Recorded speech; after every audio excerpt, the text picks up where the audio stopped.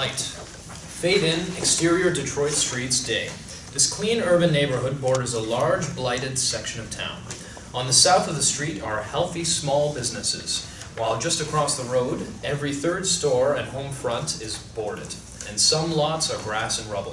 Gentrification goes this far and no further, as if a line has been drawn. But on this side, the chalkboard at coffee shop Mean Joe Beans advertises Beyonce special, 10% off all the single lattes.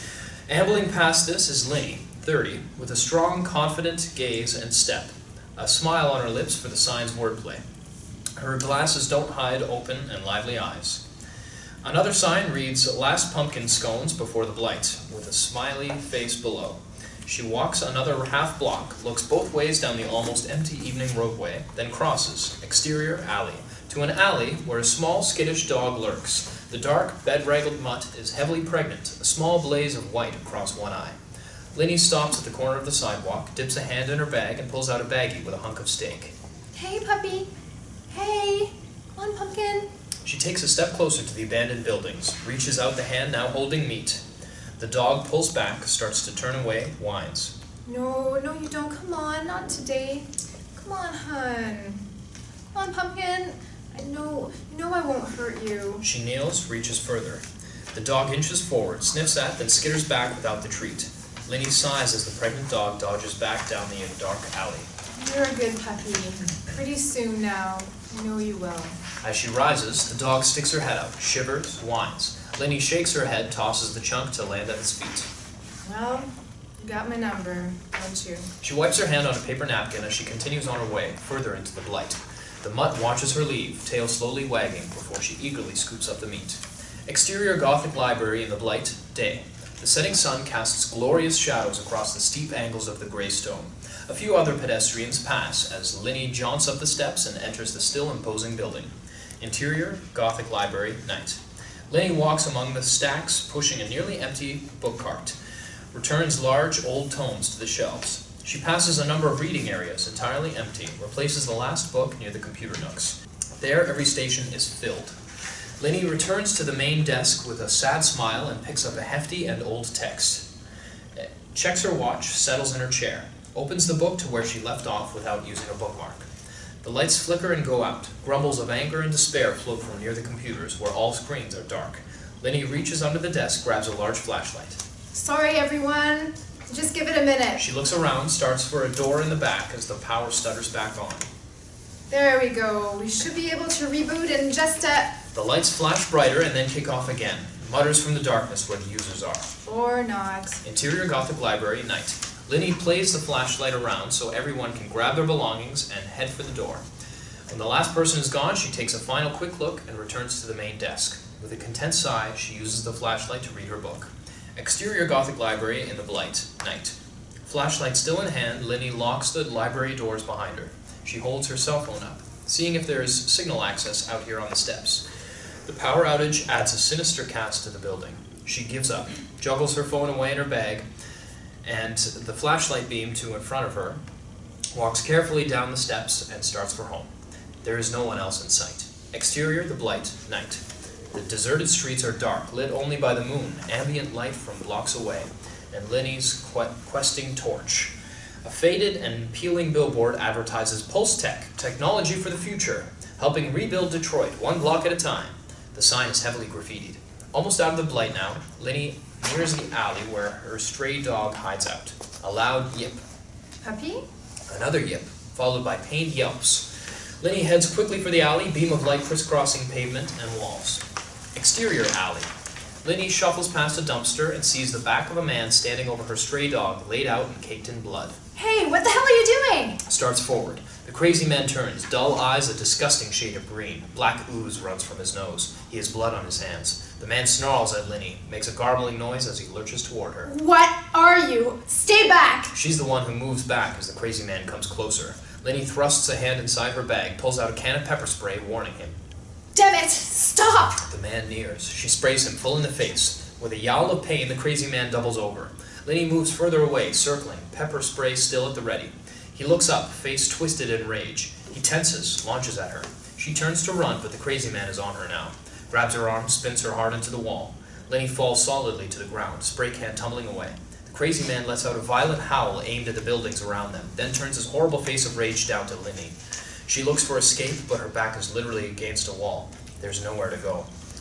The crazy man tenses again, about to throw himself in another attack, and spang is slammed in the head by an aluminum baseball bat. Drops in a leaden heap.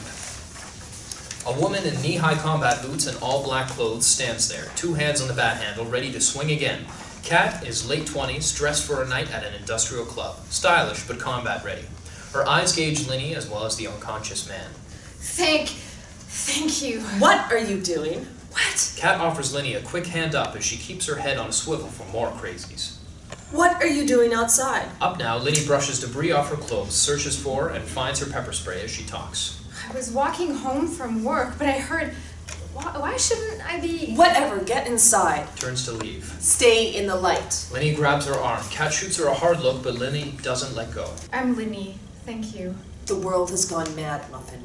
Find some fucking light and stick to it. Linnie drops her hand and grabs the flashlight out of her retrieved bag, but follows as Kat moves to the main street. What did you mean? Behind them, the forgotten slaughtered dog twitches. Black slime leaks from its wounds. Multiple high-pitched yips are almost unheard. Exterior Detroit streets.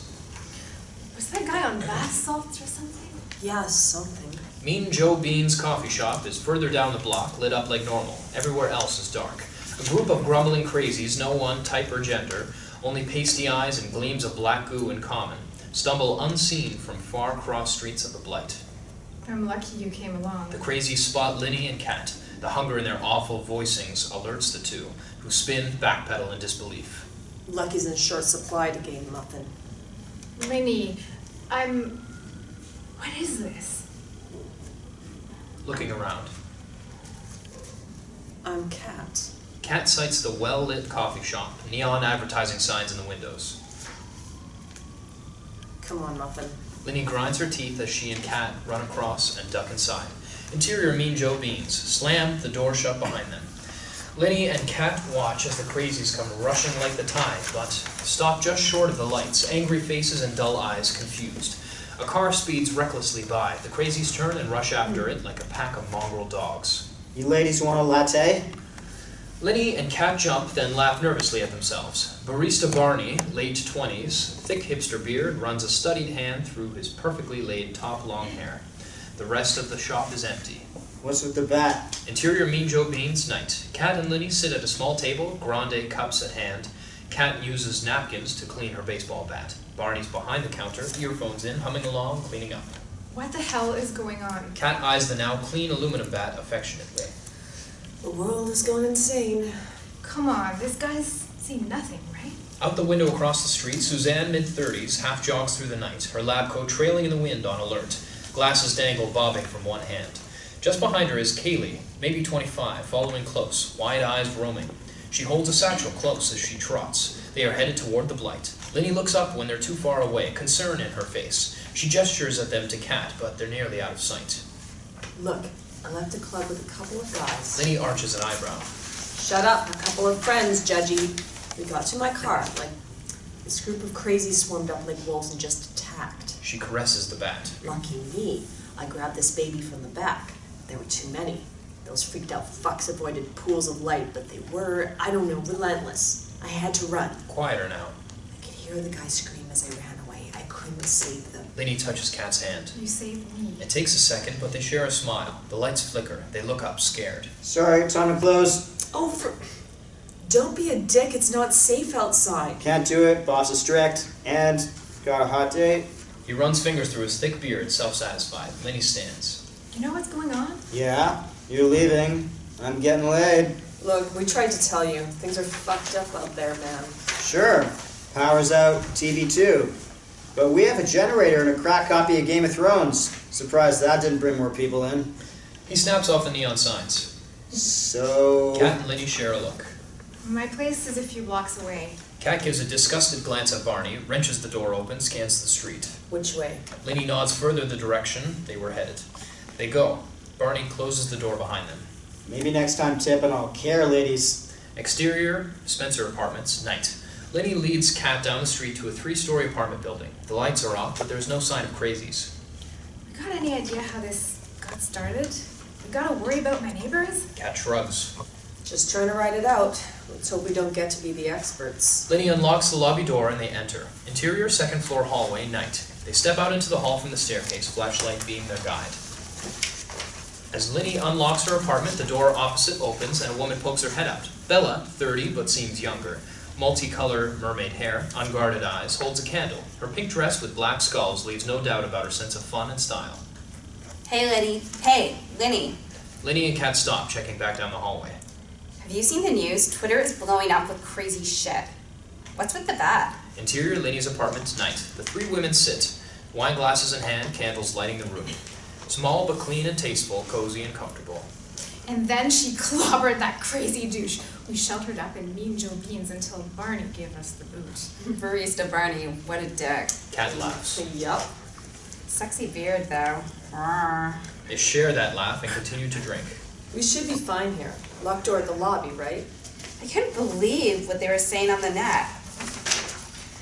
Different system than the phones, I guess. A loud crash from downstairs.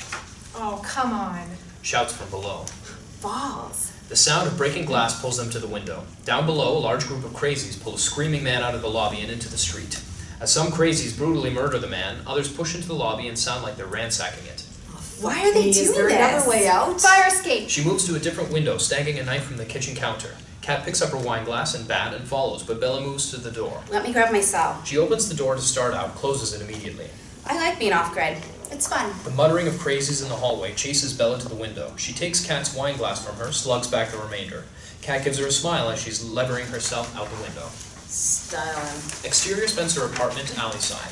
The three creep onto the fire escape, slowly descend the side of the apartment building. Inside, screams and destruction break the night.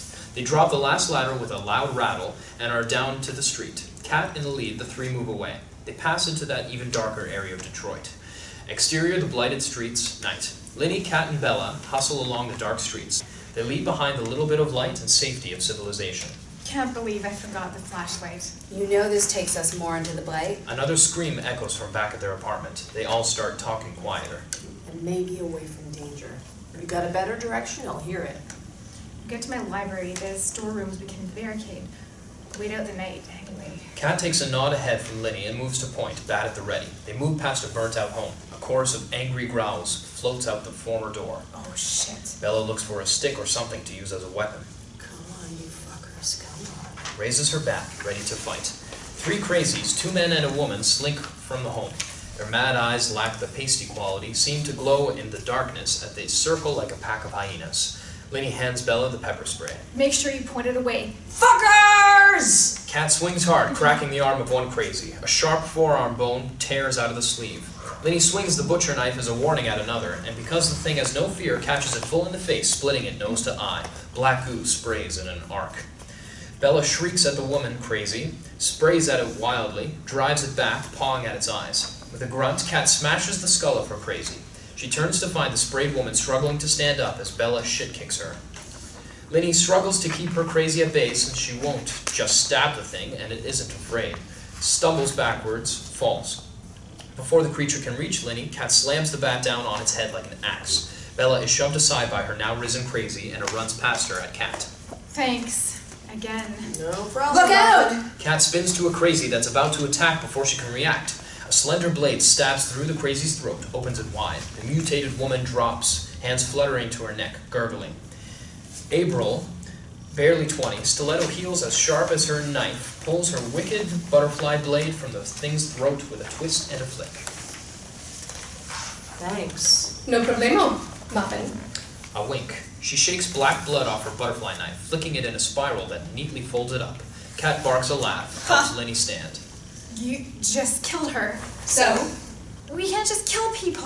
didn't I They're hear you not thank people. her for brain bashing one? Linnie has no response. Bella finally stands, looks behind them, looks again. We gotta scoot. A few blocks away, a large group of crazies hunts. Kat, Linnie, Bella, and Abril hurry deeper into the Blight. Exterior Blight alley, night. Kat and Linnie lead the way, Bella and Abril following. Bella looks at Abril. Her fancy clothes and footwear offers a small grin. Hooker. Escort, puta. Hey, I like sex. Bella. Maybe we can be what, besties? They share a challenging look, then burst into laughter. Abril, I don't actually do the sex part. Some guys just like the tough girl on their arm. Linnie, you know how far this shithole goes? This is the worst part of Detroit. Maybe 25 blocks across. Just another 5 to the library. You don't live here? Double shit. No, we're in town for the weekend. A city. She's trying to find someplace that looks safe. We can't stay out in the open this long. There's a school over there. They look at each other, then he shrugs. Can you get us inside? With a smile, Abril takes the lead, turning out of the alley toward a ramshackle-looking school. Exterior, school, night. The level of graffiti gives the school an abandoned look, but the windows are clean, a little bit of grass mowed. There's a big chain-link fence around it, razor wire riding the top. Down here. She brings them to a section where the fence looks like it attaches to a post, but a simple twist of a couple of links and she folds a section of wire aside. Kids, huh? The 4 women slide through, follow Abril around back. Window in the bathroom is set to pry open in case somebody got caught after 0 period. 2 years since I graduated, but I bet they still use it. In the dark behind them, a looming deeper shadow stalks nearer. Interior, school, night. Abril, Kate, Linnie, and Bella move slowly in the dim interior. There's a cooking arts room up ahead. We gonna bake? Abril gives her a look. Sorry. Jumpy. Get a couple more knives. Got my eye on a meat tenderizer. There a wood shop? Nah, cutbacks killed almost everything. Baking it is. They round a corner and near another classroom. Before Abril opens the door, Linnie touches her hand, nods at the slightly open portal of a room down the hall. A light bounces around in that room. Kat raises her bat. Abril snaps out her knife. They tense to go in, but Linnie steps in the way. Blight means people, right? Before Kat and Abril can stop her, Linnie opens the door and enters. Interior science classroom. Hello? Rummaging with a flashlight through a desk is Suzanne. She looks over her glasses at Linnie, points her light at the other stepping through. Kaylie stands beside her, eyes searching for escape. Hey, it's okay. Hi. Kaylie backs up a step. Are you infected? Infected? No, we're fine. Suzanne eyes Kat and Abril. There are bat and knife ready. We don't have anything. Then he waves off Kat and Abril, who lower their weapons. Bella's still got the pepper spray and protective ready. Are you okay? Of course. She's back to the desk drawers. Keep quiet, keep to the light. It's not that hard. See if there's anything in the cupboards. Then why are you hiding in a dark building in the Blight? Suzanne makes a distraction of removing her glasses as her hand gets closer to the satchel on top of the desk. I obviously didn't plan this little adventure. Keep searching. She holds a hard look with Kaylie for a beat, raises her eyebrows toward the other women. There's got to be a weapon in here somewhere. But we got lost. Kaylie looks sideways at the women for a moment, goes back to opening cupboards. Well, we're all fucking lost girls now. And we'll be safer in a larger group. How'd you get so far out into the shit? How did you? Linnie's still trying to ease everybody out. We got chased into the Blight by a group of crazies. Crazies? They are that. Same thing happened to us. No choice but to run. Here. We can write it out inside the school. Kat's checking out what this room has to offer. Nothing on the tables, Kaylie at the cupboards, but there's a closet. These crazy people hide from the light. Waiting till morning makes sense. I can't wait. From outside, a low growl is followed by fearsome gravelly snarls. Something revving itself up. They rush to the waist-level windows. What the shit was that? Bad news. In the night, a massive form pads closer, coursing, checking the ground. This dark hound is as large as a mastiff, with glowing green eyes, odd rough nubs on its sides and belly, and a back full of short, twitching tentacles. Madre mia. the Fuck! All of the women duck down except Linnie. She stares, squints. puppy? The dark hound turns toward their windows, a small blaze of white across one glowing eye. Pumpkin? Down! She pulls Linnie to the floor. Kaylie and Suzanne share moon-eyed stares. We gotta go. Shh, you're here. Girl, don't shush me. You ain't mi abuela. Really? Now? She gives them a disgusted look, but then her eyes roll up to above them. The dark hound is at the window, its harsh breath throbbing against the pane, fogging the glass. The women remain still, barely breathing. As they wait, one of the black feelers slips thin as threads through the casement. It extends, impossibly holding to the host while filling out again, full and ripe as a tumor. It searches, questing, nearly touching Bella's rainbow hair before moving on. Lingers above Linnie's head, rears up. Abril stabs the tentacle with her knife, pinning it to the drywall. It flails madly, finally severing itself from the threads even as the window pops open. The hound bellows. It slams against the outside wall, showering glass on the women. They scream and Abril rips the butterfly knife from the still writhing tentacle even as the others bolt for the door, Kaylie snagging the satchel on the way. The dark hound scrapes and claws at the window frame. Interior school. The women dash into the hall, their shouts bouncing off the walls as the window explodes in the room behind them. The dark hound bays and smashes at the wall that separates them, bursts through the doorway and into their hall. It shakes plaster and brickbats from its thorny back, and with a gruesome howl, bounds after them. They pinball down the hallway, Abril leading. She slides into a different corridor, bashes through a double doorway, slamming them back against their walls. Here, in here! The others are hotter, clacking heels. Interior, the pool. The high ceiling turns their shouts and steps into cavernous echoes. Linnie and Bella peel right, while the others scramble left after Abril. Linnie almost topples into an Olympic-sized pool, is pulled back by Bella. They're separated from the group. Before Linnie and Bella can move, the hellish hound springs into the gym. The beast stops between the two groups of women, head pivoting between two sets of prey, turns towards the larger. Oh, shit. The thing takes a step to the four women. Kat raises her bat. Linnie looks at Bella, looks at the pool. Bella shakes her head no. Linnie ignores her. Hey, pup, over here. Fuck me. Fuck me! She starts waving her arms. Yeah, come on over here. We are super yummy. The dark hound turns, tenses, leaps at Bella and Linnie. They hold until the last second, dive apart and away. The monstrous beast scrambles to stop, but the slick tiles dump it into the deep end of the pool. It screams and flounders. Woo! Kaylie runs to the two women now moving away from poolside, slaps Bella a high five. Simple ploy, Cat gives her deadly side-eye. but effective. The enraged hound splashes and tries to claw its way back up. Well, I'm ready to go. You? Yep. The six women jog out of the gym to the barks and growls of the dark hound. Exterior school, night. Abril, Linnie, Kat, Bella, Kaylie, and Suzanne race out of the school, fire door banging against the wall. They stand, a moment of breath back. Regrouping, counting heads. Linnie seems almost stunned. We all here? That was a dog. A Are you dog! talking to that thing? It's just not possible. What would do that? A can rattles as it's kicked, further down the street. The women freeze for a moment and then prepare themselves. Bat, pepper spray, knives. Suzanne hands Kaylie the flashlight, digs a hand into the satchel Kaylie still holds, pulls free a massive .45 Colt revolver. Fuck, you say.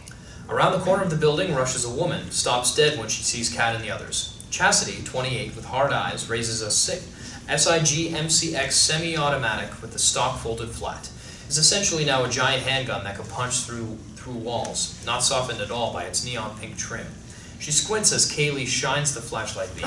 Get that light out of my face. You don't want to raise up that pop gun. None. Is she infected? What did you? Kat pushes the light down, steps forward. She's fine. She and Chassity share a hard glare. Chass nods at the school, circles them a little. I just want to go inside. Oh, you do not want to go in there. Don't tell me what. Furious roar from inside stops her cold. Crashings from the school continue for a moment. I'll look for another place. Come with us. Kat and Abril give her a look. We're safer together, all of us. Chassity looks at Suzanne, sees the gun is still at her side, hesitates, looking back the way she came. Safe for where exactly? Are we trying for the library again? Linnie is at a loss, but they need to get gone. Suzanne's eyes measure the others before she speaks. There's a safe zone on the western edge of the Blight. Everyone looks at her. What? Lights and armed guards, a fence. We'll be safe. You were just gonna let us go on, back into the school? She wasn't sure who to trust. You trust the people helping you stay alive. And that's what I am doing. Look, you goth bitch. I've known you people exactly. How do you know? How do you know there's a safe zone? Suzanne weighs her options before answering. My husband. Looks at Kaylie. He works for a security firm. Kaylie shrugs her shoulders tight as people look between her and Suzanne. Security firm. Before we lost cell service, he called and told me where to go. We can make it there in no time. Safer together, right? That's what you were saying? Whatever. If it's not safe here. Just got here, ambiciosa. Linnie steps in, puts a light hand on Abril. Hey, we need to go. Where do you want to go? No one has a better idea. Sure, whatever. Let Mamacita lead. Suzanne takes the point, moving away from the school and the angry sounds of the dark hound. Exterior street in the Blight, night. Suzanne, Kaylie, Linnie, Abril lead along an avenue with construction signs. Kat and Chassity watch the tail. A faint glow shines in the distance. How far is the sanctuary? Just a few more blocks. Better be. Trying to be a bitch, or is this just a natural thing for you? Chassity stops next to 3 unlit work lights with cables running to a power box. What? Kat turns around, walking backwards still with the group, but not backing down. Every word out of your mouth just drips. Try turning the cuntitude down a slice. I'll turn your ass down a bit, slice. They face off, Chass with semi-auto, almost at the ready, Kat with her bat cocked and loaded. A revving engine sound draws near, quickly joined by a pair of headlights. It's a work truck speeding around a corner, closed-sided trailer in tow. Motor City Lawn Care. The truck cuts the corner too fast for that trailer, slides, slams into the junction box. Sparks fly, one of the dark work lights topples and smashes. Only one headlight's left, creating a small cone of light as the rough idle of the engine chugs. A gardener, 40s, disheveled, tumbles out of the cab. We gotta get out of here! He barely looks at Kat and Chass before sprinting on. You wanna live, you better follow me! Who the hell are you? No time! From out of the forward group, Abril steps in front of him, spins her butterfly knife in his face with a flourish. Your dumbass is gonna make You time. don't understand, they're right behind me! The women turn, see nothing but darkness, shift back to the gardener. Kat opens her mouth to speak, stops. Wild howls and cries of crazies sound, drawing near. A stumbling group of mutated men and women, and yes, a child, shamble closer, quickly now, like a wave coming in. What have you got in here? Open the trailer. The gardener stands there, gaping. Open this fucking trailer! Is this gardening stuff? She looks at Suzanne and Chassity. You two hold the line. 3 clips. Make them count. When the gardener doesn't move, Linnie takes the bat from Kat, clubs the lock off in one smooth strike. Kat slams the door open and starts pulling out gardening tools. Chainsaw! Chainsaw! Kat looks quickly at Kaylie, hands her a long sidewalk edger with a circular saw blade, pulls the starting cord for her. Here you go, darling. Kaylie's got it, maneuvering the satchel. Swings it once or twice, nearly killing her compatriots. Linnie hands the bat back to Kat, takes a solid-looking machete from its peg on the trailer's wall. Abril never got that meat tenderizer, but a short hand scythe will do as a match for her knife. Suzanne grabs a long pitchfork off its hook. The fuck are you? I've only got 10 bullets. Chassity stands where she was planted, awaiting the wave. Single shot pops one and then another at distance. That girl gets hurt, I kill you myself. As they're armed, the women turn to face charging crazies, lining up with Chassity. The corners are now seeping crazies, and the gardener hops back in the truck. Hey, you dick, get out here and help! He locks the door. Kat looks at Linnie, shakes her head. Linnie smiles a nervous smile, hefting the machete. Glad I met you, Kat. Right back at you, Muffin. Kat looks at her, now serious as a heart attack. They aren't people, Linnie. You do what you have to do. Before Linnie can comment, the battle begins. Crazies flail and howl. The women shout and fight. Kat uses her bat to knock one down, and Abril stabs it with her butterfly blade, taking a lurching other through the temple with her scythe. It's like ballet the way she does it. Bella is some frenetic combination of terrified and joyful as her howling chainsaw sends hands and arms flying. A grasping mutate snatches at her. She cleaves it nearly in two before the blade stalls and she wrenches it free. Suzanne uses the pitchfork to keep crazies at bay, pulls the pistol jammed in her waistband, and blows the brains from a crazy too eager for her throat. Kaylie rams that circular saw and a stick into the eyes of every shambler she can reach, making sure as many as possible are disabled. Chassity stands still as inevitability, shoots, recites, shoots again, as Linnie protects her flank with that sweeping machete. And then one crazy grabs Kat and bites her arm. Oh, my motherfucking Jesus Christ! She breaks free, brains the monster, bashes it over and over and over. Suddenly as that, only the women are left standing. All of the crazies are down. Breathing hard, spattered with goo, Kat raises her bat and screams victory at the moon. The others join in, slapping shoulders, Bella dancing. Even Suzanne joins in. The gardener opens the truck door, now a far stone's throw from where the women have drifted to. Is it over? Another large group of crazies is approaching from his side of the crossroads, too many to confront a second time. He sees them, glances at the women standing in the open. Slowly, the gardener closes and locks the door again. No, oh, get out of there, you shit-gibbon! Over here! But before he can decide to respond, the crazies surround the truck. He flashes the one headlight on and off, and the mutants, caught too directly in that glare, fall away in peeling layers, flesh dropping in sheets to the ground or wisping away like cobwebs. Like on the monitors. Help! The women slowly back away. Kat and Linnie still stand there with Chassity, wondering how many they could take down. Suzanne puts a hand on the rising rifle as she passes. You'll just be calling them here. A few of the crazies turn toward the women, start to follow. Some are only clothes hanging on wet walking sticks with eyes and mouths now. In the truck, the gardener honks the horn. The noise draws those crazies back around the vehicle. They smash against the glass and paw to get inside. Kat waves everyone to be quiet, leads them away. Sparks still jumped lazily from that power box. The crazies breach the truck cab. The gardener's shrieks pierce the night. A Exterior, more broken neighborhoods. Night. The streets are leading them to the glow ahead. Closer now. Crazies? Mutant dogs? What fucking shit is next? What do you think? Suzanne jumps when addressed. Think about what? Suzanne looks to Kaylie, gas-fed edger in hand, juggling the weapon in Suzanne's satchel bag, and her own fear. Well, how would I? Wait! A woman and a man rush toward them. Jenica, 25 and petite, runs at them waving. Behind her, barista Barney jogs. Thanks. She trots to the others, stops. OMG, that was so scary. Monsters, I swear to God, there are monsters back there. Barista Barney comes to a stop behind her, in better shape by his breathing. He runs greedy eyes over the large group of gathered women. Katz turns to Linnie, gestures at Barney. You are fucking me. There's what, 1 million people in this city? Barista Barney. He's smoothing his shirt, smoothing his hair. Okay. 700 fucking thousand people in this city. And You ever been to New York? 3 a.m, crossing the street from a party I left early. I met this girl. Really? Holy shit. He's got a big, mock, lecherous grin on his face as he reaches out and puts a hand on Linnie, eyes still on Bella. Maybe this will turn out to be my lucky night after. The dark hound launches out of the night, grabs the bearded man in a mess of teeth and tentacles, dashes away, leaving only an empty space behind.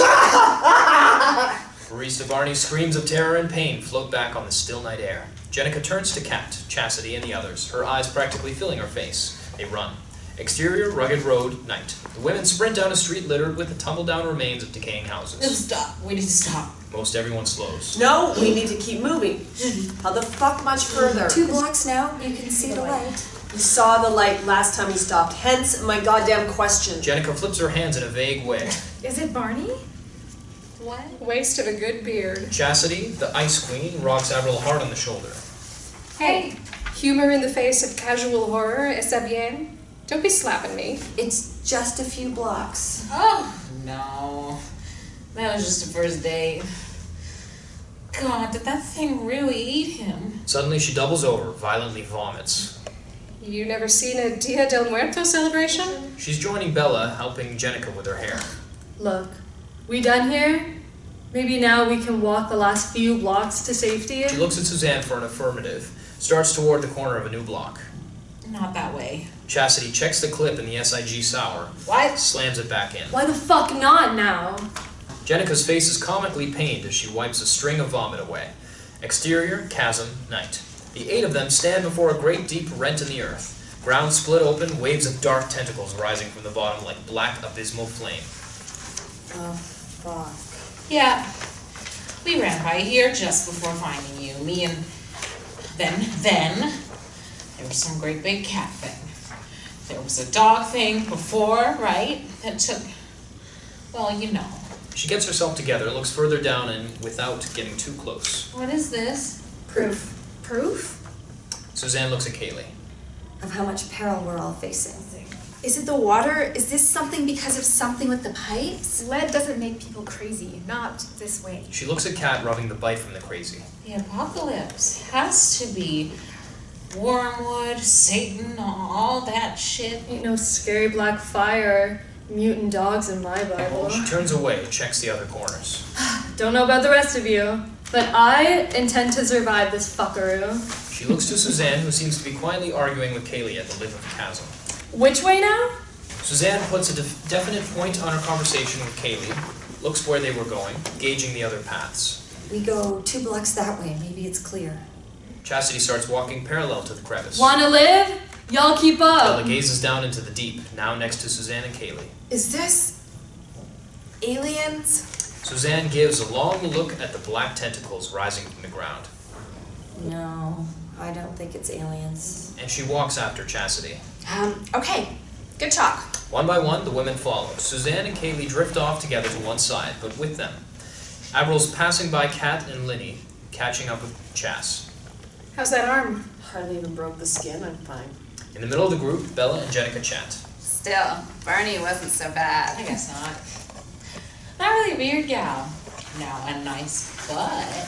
Oh, I will rub my face on those bearded faces. Yes, I will. They laugh, shaking their heads to the horror. The women walk along a street that borders the rip in the ground. Black tentacles wave in a lazy dance, ominous. Makes me feel a little crazy looking at it. Chassity, Abril, Kat, and Linnie are grouped together up near the front now. Kaylie and Suzanne are at actual point, pistol and lawn edger ready. Feels like a week since I left the library. Of course you work at a library. Really? Chassity actually breaks a smile. Exterior, cinder block building, night. Coming around a corner. We're here. Everyone stops. There is no well-lit safe zone with guards. Only a plain building with no windows and a single dented-out metal door. At the top, a bright light-bordered sign reads Genetech, a proud Pulse-Tech subsidiary. Your future today. The light stutters out as they watch, flickers back on. What is this? Where are the lights? The guards. And Hell, lights? there's not even a fence. She lied. What? I You lied. bitch. Abril steps toward Suzanne, who raises her hands in defense. I couldn't make it here alone. I needed your help. I still do. What are you talking? This was supposed to be safe. You said it was safe. Linnie's gesturing at her with that machete. Please, you don't understand what's going That's on. right, bitch, we do not know I because understand you you're lied lying. to us. Linnie is furious. Cat takes the flailing machete. You had better fucking What explain. in the library? I tried to make it back, but those crazies were everywhere. And you saw that hound. Make it back. Why were they at the Make school it back anyway? here. Look, we discovered a new particle. It could eradicate cancer cells. Excitement lighting her eyes, Suzanne snags the satchel bag away from Kaylie. In a matter of hours. Hours. The others just look at her. Don't you understand? We found a way to cure What the cancer. fuck does this have to do? The particle. Gesturing at the sign. Yes. We used the Pulse-Tech X-ray collider to generate the particle. We'd been hitting cancer cells, seeing if there was a more effective way to...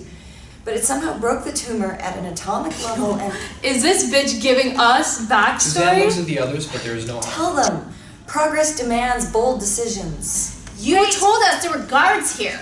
God damn it, wait! Are you telling us this? She's gesturing at the world now. This is somehow because you were doing cancer research? Suzanne, clutching her bag close, looks to Kaylie for support.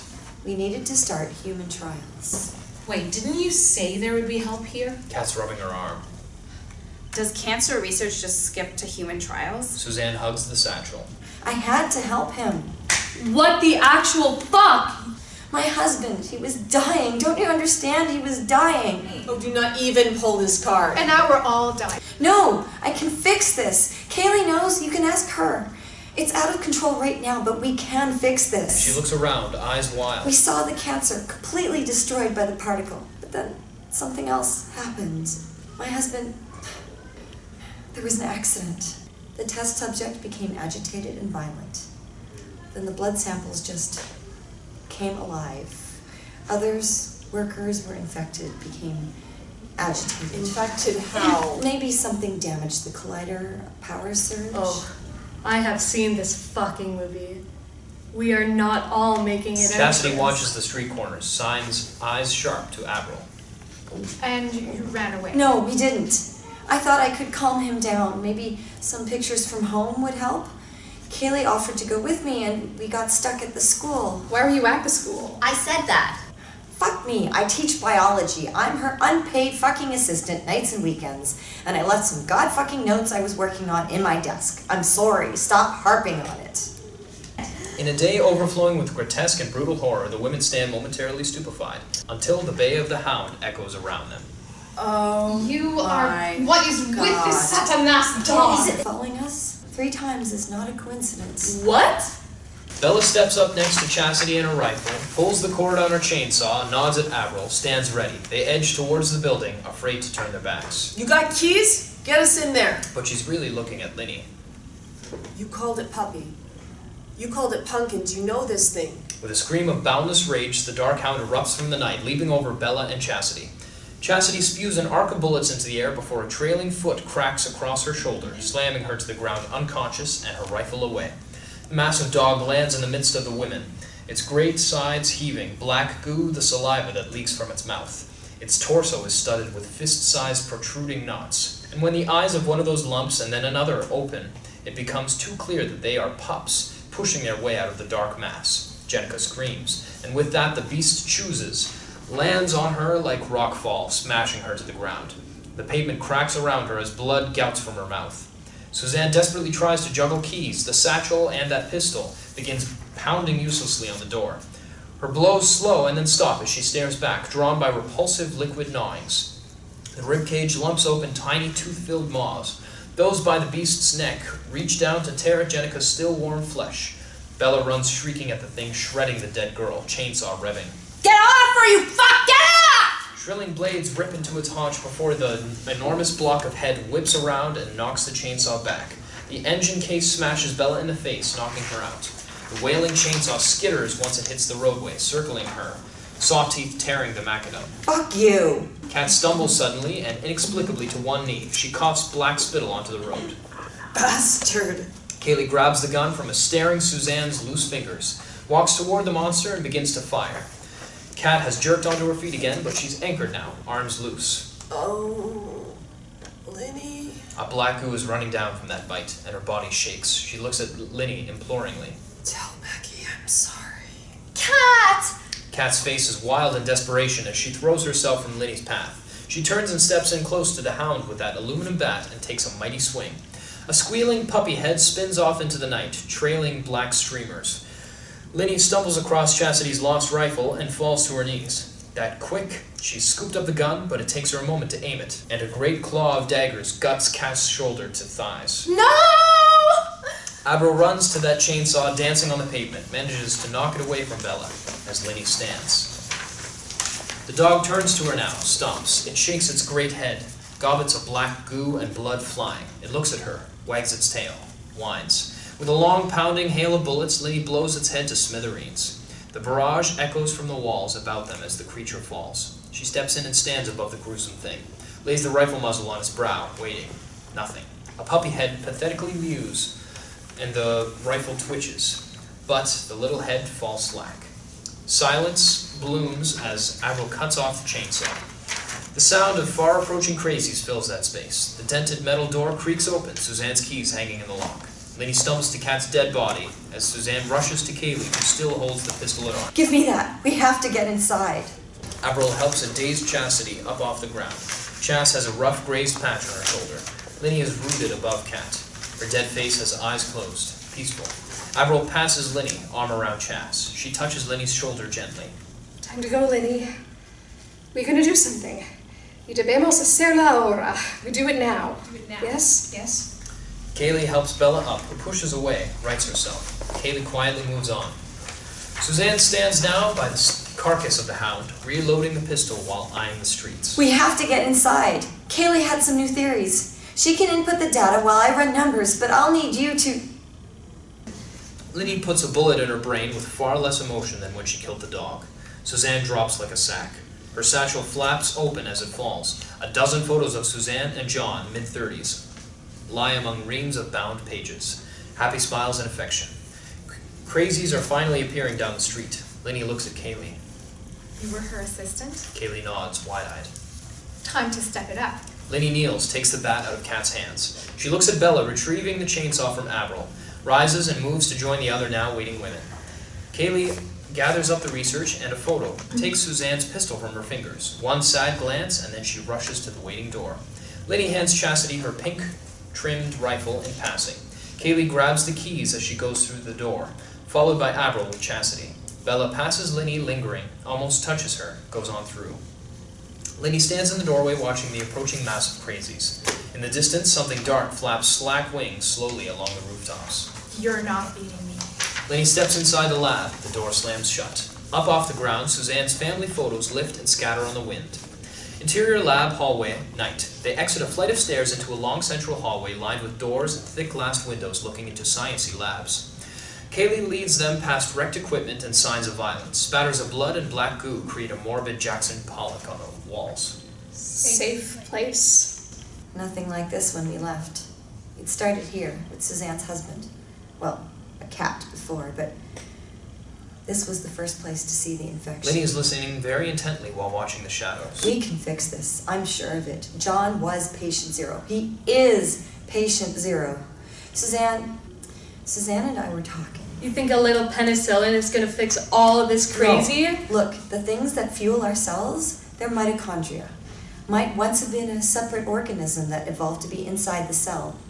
The ultimate symbiotic entanglement. Midi-chlorians? Our lab-created particles seem similar, except really mass and density light. Maybe why the headlights slough their skin off. electromagnetic radiation is in waves, and it just disrupted their covalent bonds. The fuck, kid? That dog was bastante damn pesada by the look Pretty of heavy. Yeah, I don't know. It's just a good starting point. I was thinking, maybe we didn't even change anything.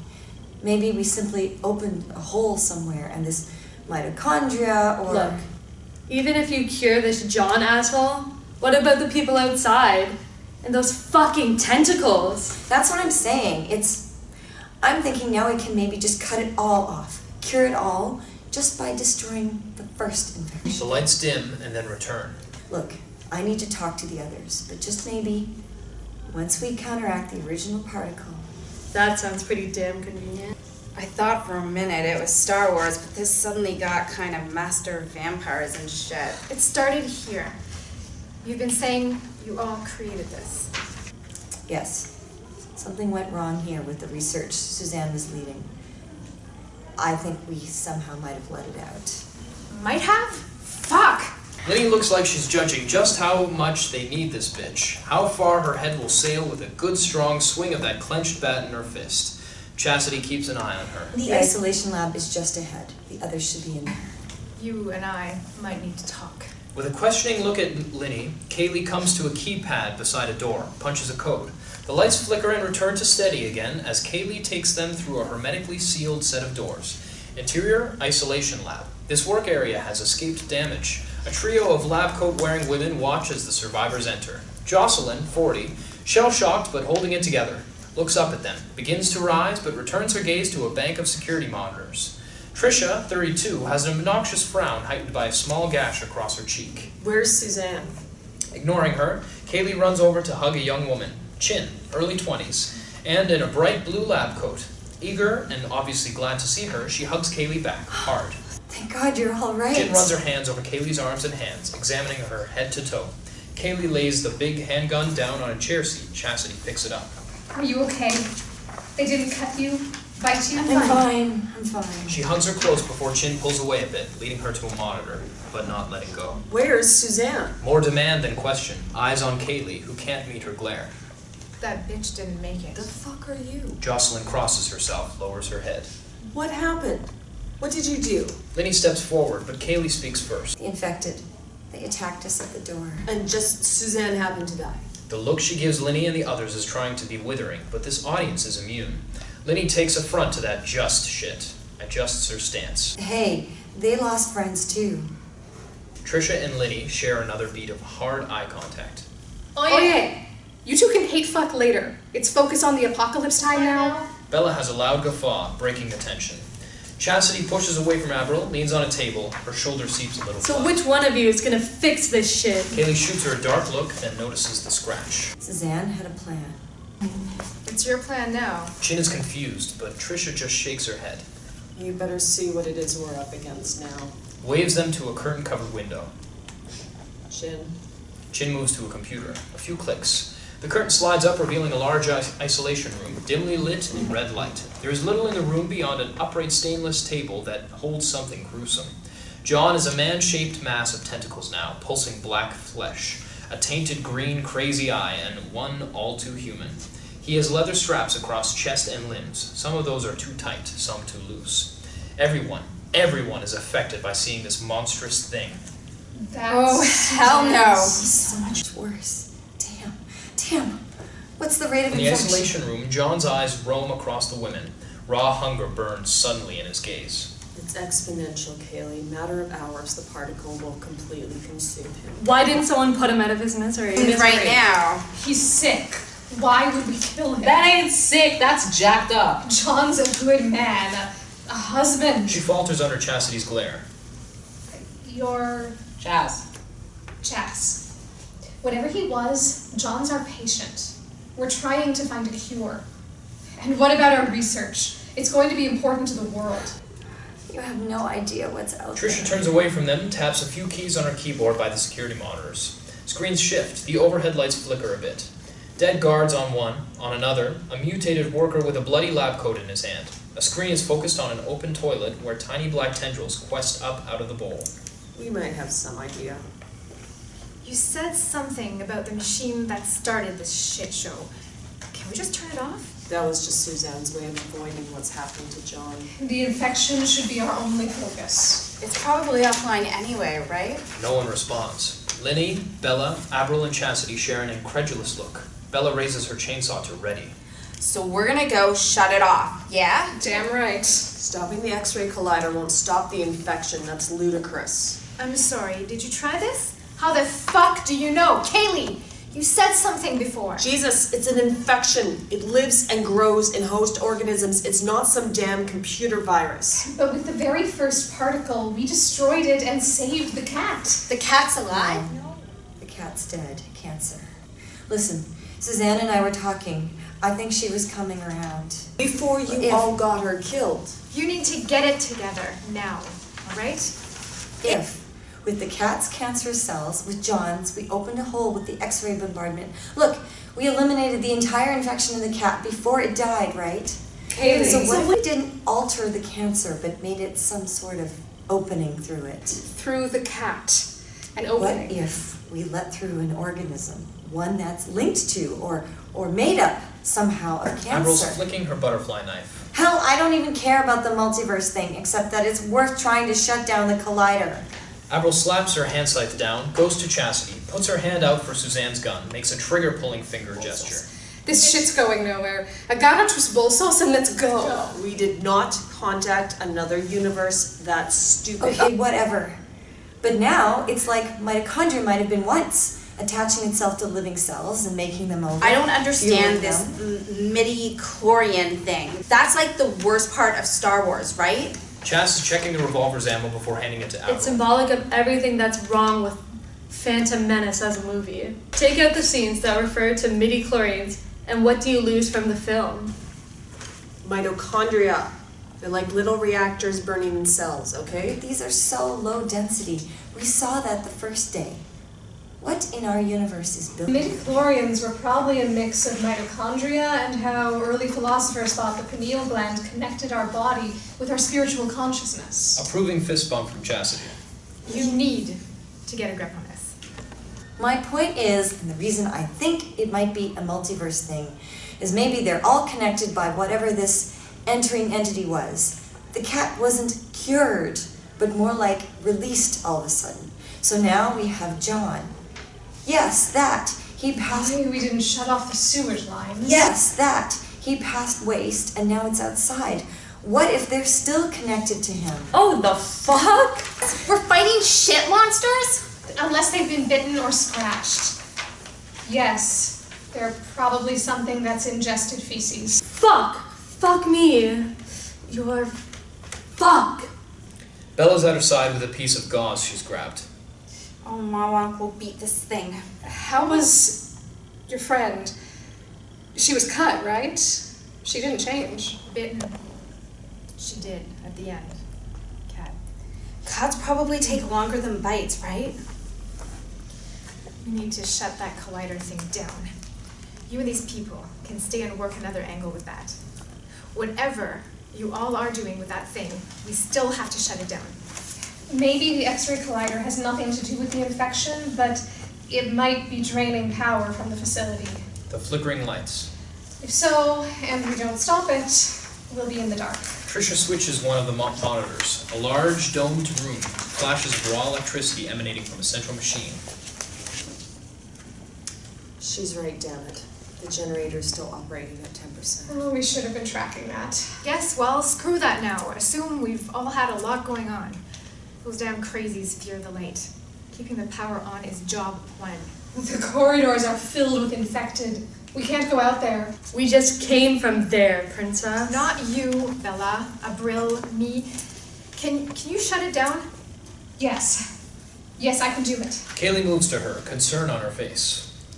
Here, Hands Chin Abril's hand scythe. I'm Linnie.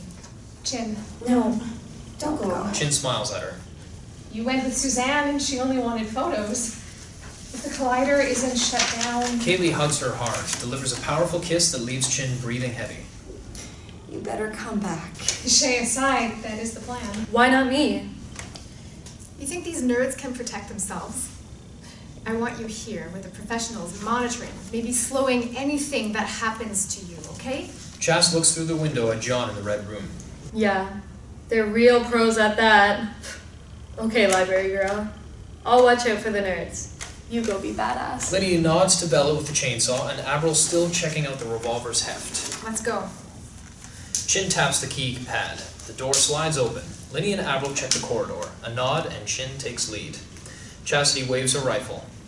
Have a good day at work. Save the world. Kaylie and Trisha put heads together over a computer monitor as the door slides shut. Kaylie pulls out the folder of research. Jocelyn adjusts one of the corridor monitors. Interior lab hallway, night. In the ravaged hallway, Chin leads Linnie, Bella, and Abril. As they move further into the facility, the damage and destruction increases. A few areas have small, weak, wavering black tentacles. Those little fuckers dangerous? I think not. The small ones seem to have no real strength. She tentatively kicks one, and it splatters on the wall. Abril flips her butterfly knife open and closed with one hand, the other holding that pistol. Little or not, they creep me out. Cosas insanas. Bella gives a nervous chop of laughter. Linnie keeps her eyes moving, bat ready. Don't worry. The collider chamber is just... They round a corner and confront a pair of crazies with dirty and torn lab coats. Oh, shit! Linnie doesn't hesitate. She swings the bat and crushes one crazy's skull. The other gives a hoot of rage. Bella's chainsaw revs shockingly loud in the small corridor. Before the second crazy can take more than a step, Abril stabs with her knife. The blade slides in and out of an eye socket, whip quick, and the thing falls. Chin breathes hard, staring at the bodies on the ground. That's Nico. And the new guy did something. Not anymore. You turn that off. Sudden silence. Sorry, Chipmunk, but that might be best outside. Save it for the big room. Anyway, we're a little close. Here, not really my style, seems like. Still, makes noise. Bella smiles and tucks the pistol into her waistband. Linnie notices Chin's wild eyes as she looks at the now dead crazies. Look, sorry, but I think you people started this, right? If turning off this collider thing works, we'll save some, but I'm not losing sleep over keeping myself you alive. With a soft shove, she gets Chin moving again. Come on, let's get this done. Interior collider control chamber, night. The large domed room has cables hanging free and a few dead bodies laying about. Brief arcs of electricity spray from a panel in the center. A series of computers are on a table, and large pipes circle from panels into shafts in the wall. This is it. Some of the main control systems can be shut down here. Hagámoslo! She and Bella pull plugs and wires while Linnie strides to the computers. Whoa, no, hang on. It's a giant X-ray laser, okay? Moves to a panel on the wall. Maybe we do this without all the big explodey building bits? She grabs one of the cords and plugs it back in, ducks as a shower of sparks falls. Linnie, Abril, and Bella stare at all the equipment. That's some sci-fi bullshit, no doubt. Like Trek Wars or something, eh? Bella shakes her head and laughs. Chin shifts to a console, makes adjustments, flinches at electrical discharges. Linnie watches black tentacles crumble when hit by electricity. Sees it happen again. Did any of you smart people notice? Angry wails of crazies echo from the hallway. Fuck sticks! Is that them? What do we do? Linnie puts a hand on the chainsaw, pushes it down, shushes everyone. What? Abril slams her hand over Chin's mouth, whispers in her face. They're attracted by sound, idiota. So shut up. Linnie points to the panels, makes "we done here" gesture. Chin peels Abril's fingers away, answers in a whisper. Actual colliders down the hall. Linnie's eyebrows arch up into, "And are we done here?" A look around followed by a nod from Chin.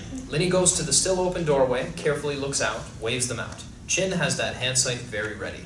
Interior isolation lab, night. Jocelyn paces as Kaylie and Trisha argue over a computer screen. Won't work. It's like a double dose of rabies and MRSA. It attacks nervous system, skin, the organs, the brain, all at the same time. Which is why treating it like a normal disease isn't going to be effective. The only option we have. Trioxin. This isn't gonorrhea. All the antibiotics we have couldn't stop this. What were you doing while we were gone? Stop being a bitch and listen. Chassity, adjusting her bandage, cracks a smile. Normal doses will never work. So why be normal? She types a short burst on a computer. Look. Kaylie and Trisha examine the screen. Kaylie shakes her head. Trisha looks hopeful. That would be like injecting him with battery acid. But battery acid targeted specifically at the infection. Just don't think that. Let's just do it. Kaylie tosses her hands up, stalks away from the pair. Trisha and Jocelyn move to a cabinet of vials, select a half dozen, and prepare an air jet injector. Why are you so pissed? Their idea won't work. And they keep trying variations of the same thing. It's wasting time. And crazy. Definition of? What's your better plan? You even got one? Kaylie points at John in the isolation room. This looks like an infection, but it's not. No infection moves like this. More like an ant queen ordering drones. So, kill the queen? Maybe kill the queen, kill the colony. She shrugs, strides away to another computer. How are you finding the queen in that mess, smart girl? Chass moves closer to the observation window, grip on her rifle unconsciously tightening. What would be John's mouth slowly tears open, smiles. We need to be napalming this shit. John's tentacled mass squirms, begins to slam against the table. Chassity turns back to the room. How are you geniuses gonna even inject him? Interior, watery hallway, night. Linnie, Abril, and Bella lead Chin down a wet hallway. Water drips as they try to keep silent. The distant sounds of angry crazies drives them. Around a corner, the hall ends abruptly. Part of the structure has collapsed, blocking their way. A pool of dark water fills the blocked area. Pinche fucking puta. Abril's harsh whisper makes everyone jump, and Bella slap a hand over her own mouth to giggle quietly at nervous reaction. There another way? Chin, eyes wide, shakes her head no. Focuses. Nods yes. Behind Bella, an inky tentacle rises from the dark pool of water, quests forward. The coil touches Bella's boots. Lightning fast, it wraps around her leg. She's yanked off her feet with a yelp, dragged through them toward the pool under the wreckage. Fuck! Abril reacts, using her blade to slice the tentacle and free the struggling girl. Oh god. Her shout comes as several more small tentacles splash free of the water and attack. Linnie swats with her bat as Bella scrambles to her feet. Abril stabs and slashes, driving a pair of feelers back, and now Chin's in the mix with Abril's scythe. Bella sets herself and yanks the chainsaw to life. The roar of the machine is amplified by the collapsed hall. She swipes at tentacles, grinding their bits to bits as the other women dance back away from her. In short order, only twitching lumps remain. Fuckers. She turns a pleased grin toward Linnie, who points back down the hallway. Nearly a dozen crazies. Like a pack of wild dogs, they sniff the air, utter sharp hoots and grunts, turn their shining green eyes on the foursome by the water. Aww. The crazies rush forward. Chin, not used to the fray, takes a step back, but Linnie, Abril, and Bella meet the crazies head on. It's bloody and loud, and the women are being overwhelmed. Linnie is pushed hard against the rubble, a pair of crazies gnashing their teeth near her face. Chin is in then, trying to pull one away. She sees a larger tentacle rise from the water, grunts as she pulls her crazy back a few inches, a foot, 2 feet, swings it around. The meaty feeler grabs the crazy around the waist, pulls it suddenly away. Linnie manages to shove, kneecap, then brain the other aberration. Bella's chainsaw has created a gory mess, gaping wounds and crippled crazies. The women back deeper into the hallway the mutants emerged from. Another pair of tentacles rise from the wreckage. They seek and grab the closest moving things, dragging crazies toward the dark pool. The mutants fight and claw and bite, but have little effect. Linnie waves everyone to follow as she rushes back down the hallway they'd already followed. They look back to see the final crazy dragged into and under the water, struggling, until the tentacle wraps around his neck and pops off his head like a dandelion from the stem. The 3 women and the dry heaving Chin stand for just a moment watching as Bella shuts off her saw, then rush away. Interior isolation lab, night. Trisha, in a biohazard suit, holds an injection apparatus duct taped awkwardly to a long rod. She stands inside the open decontamination chamber leading to John's room. This is going to work. I'm sure of it. We're going to save the world. With a picture of Suzanne. Jocelyn offers an enthusiastic smile as Trisha closes the window door behind her. When the decontamination alarm chimes, Trisha opens the inner door, enters the actual ISO room. Just how crazy are you people? Kaylie shakes her head with a rueful grin. You're the one with the hot pink killing machine. How crazy are you? Chassity's hard face cracks in a full smile. Through their window, Trisha carries the air injector and makes a wide circle of John. The table straps strain as he struggles, his human eye following Trisha's movements. Be careful. Copy that. Careful as a mouse. People experiment on mice? Jocelyn shoots her a dark look, returns her eyes to the window, looking in on John and Trisha. On the intercom. I'm going to inject the serum into his neck if I can. Hopefully a dose directly to the jugular will speed the process. Interior, the ISO room. Trisha, suit rustling, steps closer to John. His tentacle arm writhes, but the straps hold. Trisha presses the injector home and delivers the full dose. John stills. Trisha turns to the observation window where the others are clustered, hopeful. Let me check his vitals. She rushes to a computer. Well, Jocelyn turns her head to the observation window, eyes wide. Get out. what? John starts shaking, his tentacle arm writhing faster. Jocelyn's jamming down on that intercom button. Get the hell out. John bucks and one of the straps tears free. With a horrific wail, he lashes about, almost breaks away from the table. That flailing tentacle arm smacks into Trisha, sends her sprawling on the floor. Jocelyn rushes to the window, banging on the glass. No! Trisha! Interior isolation lab. Chassity tries to open the decontamination room door. Stop! Chastity! She pulls her up short, but she's still ready to go in. Kaylie throws a switch on the wall and activates the fire suppression system. An alarm sounds as, in the ISO room, white gas sprays everywhere. Interior collider machine chamber, night. The four women stand around the edges of the room. Lights flicker at nearly strobe. There's a cluster of equipment, and a door stands open to a supply closet, with shelves and a ladder secured against one of its walls. There's a large piece of machinery like a Buck Rogers Zeppelin, humming high-pitched on a track at center. Chin's at a small bank of equipment, pulls a lever, hits a switch. The X-ray collider powers down through descending choirs of hum. As a flash of electricity ends, the lightning normalizes. I think that's done it. Good job.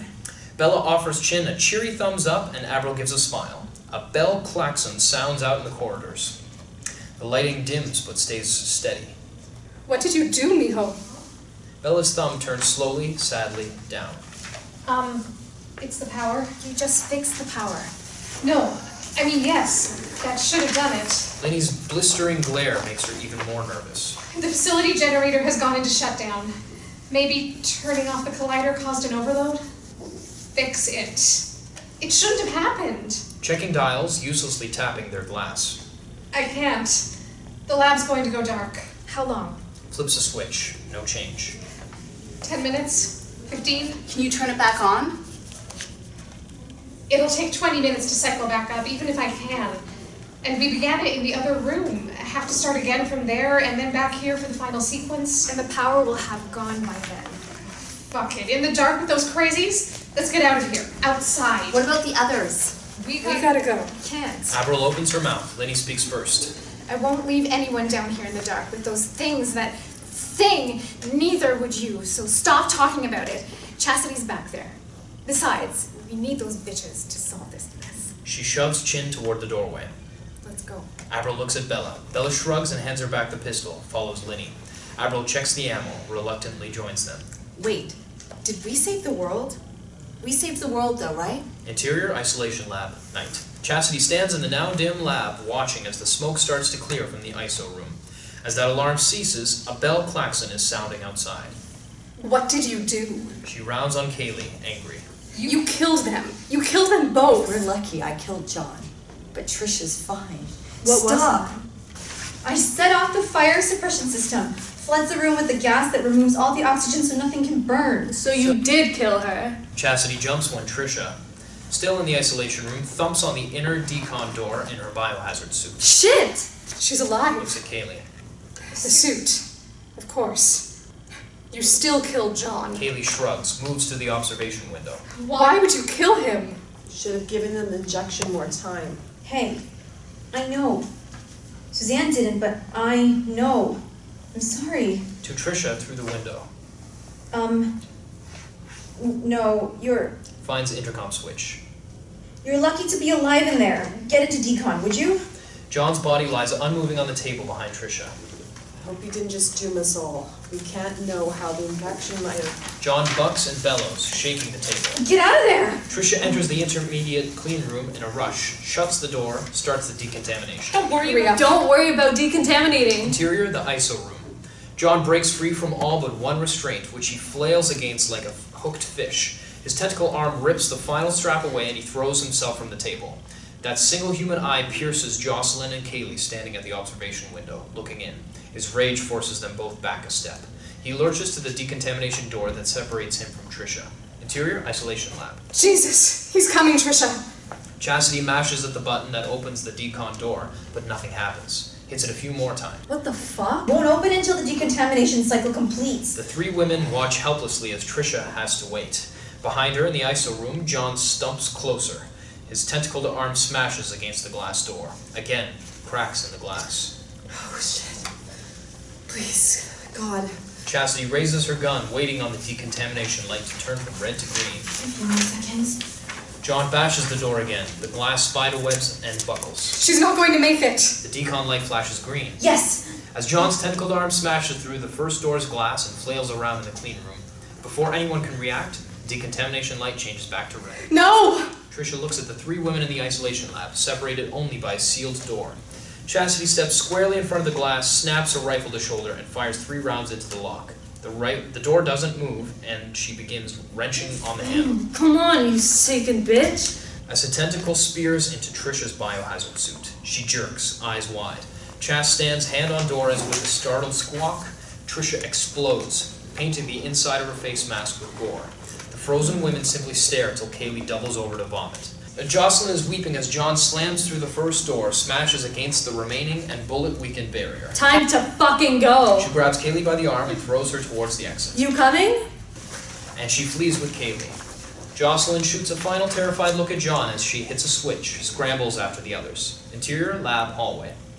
As Chassity and Kaylie barrel through the door, Linnie, Bella, Chin, and Abril are jogging towards them. Jocelyn crowds out behind Kaylie as the door hisses shut behind. Field trip? The monster killed the bitchy one. About to break free. Bella steps around her friends, facing the door. This is not the best Friday night I've ever had. Roars her chainsaw into life. Kaylie stumbles to Chin, hugs her tight.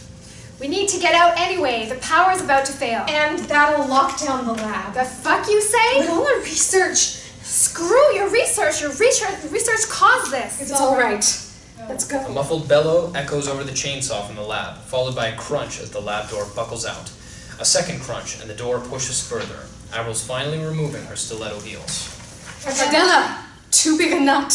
Let's go. Bella, this place is going to lock down. We gotta move. They turn and careen down the hallway. As the chainsaw shuts off, the door behind them groans echoingly out again. Interior hallways night. Pounding down a corridor. As they enter a cross pair of hallways, Chin pulls Linnie's shoulder, points. No, that's the way we just came. Chin tries to catch her breath. The collider. It's got a service ladder in the closet that leads to street level. You're a genius. She kisses Chin, pulls her on in that direction. Everyone follows close, anxious to get out, but slower now, checking doorways. A horrible shriek floats down the hall. Can't be good. Hurry up. We need to get out of here. Suddenly not worried about your research. I just don't want to die. Nobody does, you papa. Even the dead didn't like the dead. A crazy in worker's coverall steps suddenly from a doorway, jerks Kaylie away from them, slams her to the wall. Chin pirouettes in and plugs the mutant's temple with the long curved blade of Abril's hand sight before anyone else has a chance to react. The thing stands with points poking out from its furthest eyeball, snaps its jaws at her once before it falls bonelessly. Chin winks at Kaylie before taking the lead. The rest instantly regroup and move on. Bella pats Kaylie's cheek affectionately as she hurries by. She's sexy too. So turning off the machine didn't do it, or it takes a while, or what? Abril gently peels stunned Kaylie from the wall and guides her ahead back into the group. Interior collider machine chamber night. Passing through the doorway, jostling around the machinery. 7 people are a lot for this space. Back here. Good times. Linnie's last inside, shepherding as a crash echoes down the hallway. The window door stands propped open behind Bella and Abril. Move! Too much jostling for position away from the swing space, and hardly even hands on the knob before the thing that was John bangs against the opposite side of the corridor, a broken Crazian's tentacled arm. His green eye finds them immediately. With a roar, he casts aside the body and rushes at them. Chin and Abril slam shoulders against the door Linnie's vainly trying to shut on the terrible intruder. He pushes, forcing the 3 back inch by inch. Oh, fuck me, Freddy! Chassity and Bella join them. All 5 can barely hold the door, can hardly find places to push. John shoves harder, his horrible face slathering at the screen-enforced glass. The door creeps in another inch. Oh, push, you pussies! The women force the door to less than an inch from closed. They strain as John's tentacled arm narrows, thins, and slides through the slight opening. Bella notices first, eyes going wide. Holy fuck! She steps back, yanks the chainsaw to howling life. The door slides open another inch. Bella! Kaylie sees the tentacle begin to plump and scuttle toward Chin's leg. Kaylie! Bella tries to attack the tentacle, but everyone is too damn close together. Chin sees the tentacle wrap around her ankle, turns frightened eyes to Kaylie. Kaylie, I love you. Before she can finish, the tentacle yanks back. Chin's skin rips down and off as neatly as off a skinned rabbit. The scream is the same as well. Blood showers across the women. Terror and disgust lend an extra strength as they force the door. The long wad of skin keeps it from clicking tight, and screams of desperation and fear almost blot out the roaring of saw and monster. Bella's in for a moment now, slashing a newly questing tentacle and sausage casing of flesh until the door finally squeezes shut. The skin jerks once as it's pulled wildly from outside. Again. Bella's about to come in for another slash when it pops and lays unstirring in its bloody pool. She turns off the chainsaw. The monster slams once against the doorframe, and then all is still. Kaylie stares at Chin, her dead, skinless body splayed on the floor next to a bloody gobbet of that flesh. I love you too. Through the glass in the door, Linnie and John lock eyes. John bellows in frustration, tosses aside his flaccid balloon of Chin's skin. Let's get the fuck out of here. Which way? Jocelyn waves vaguely at them to follow her. Linnie?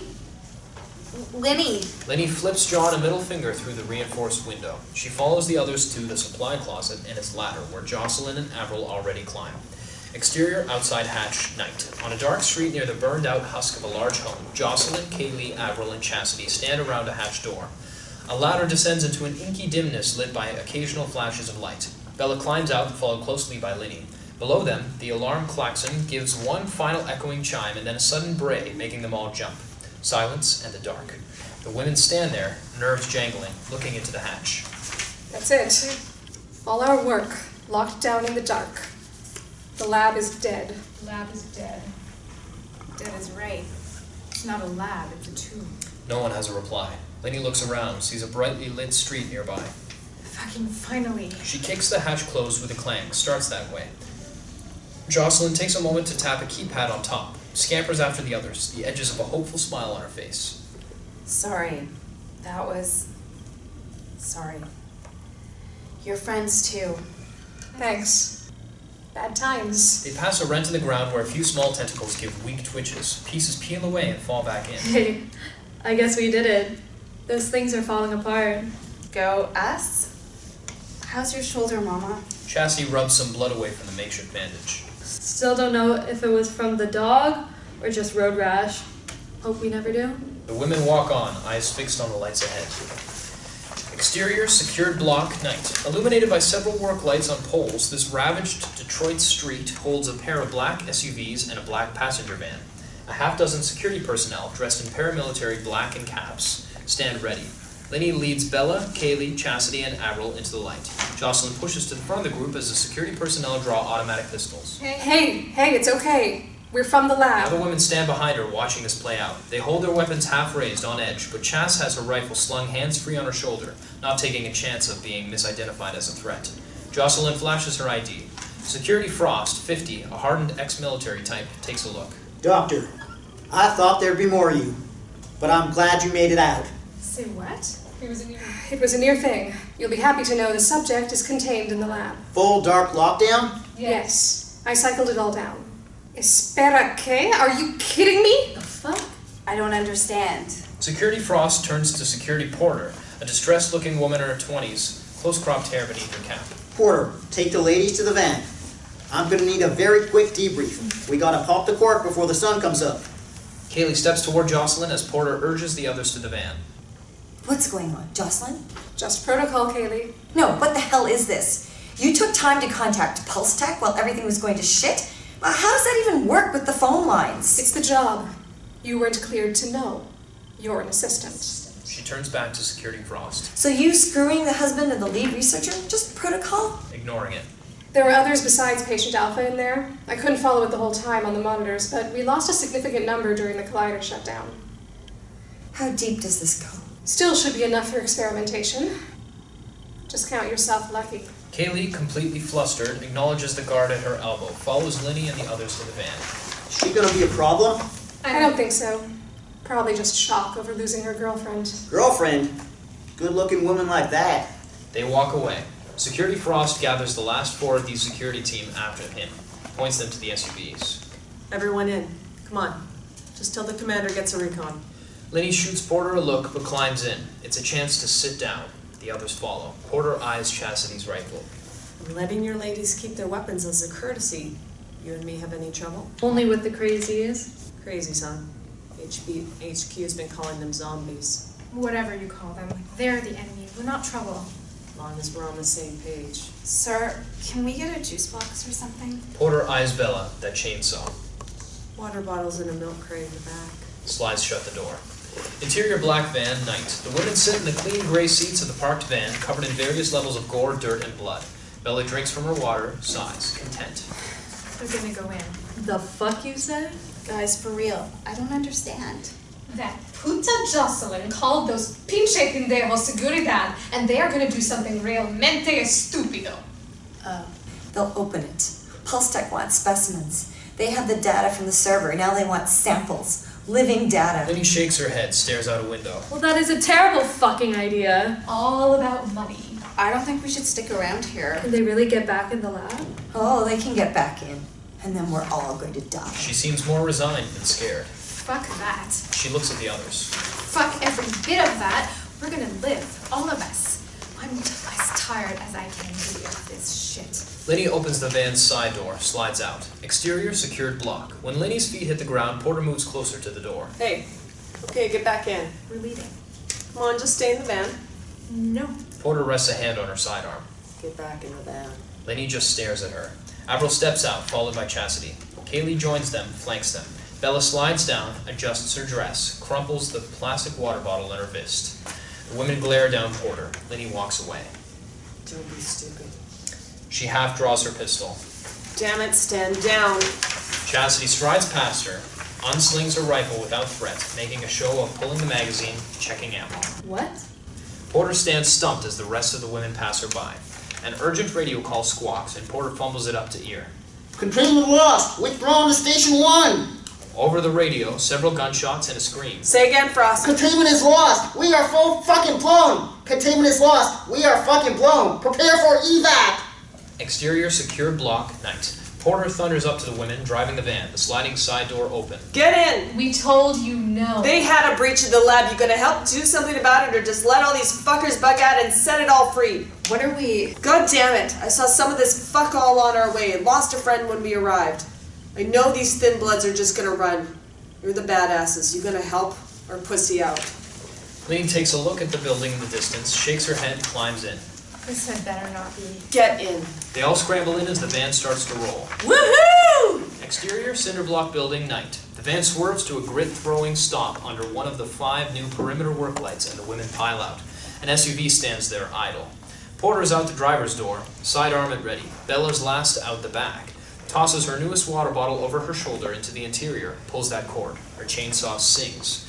A pair of crazies rush at the group with a grunting howl. Porter shoots them, bullets hitting center mass. They bleed black goo. They do not slow.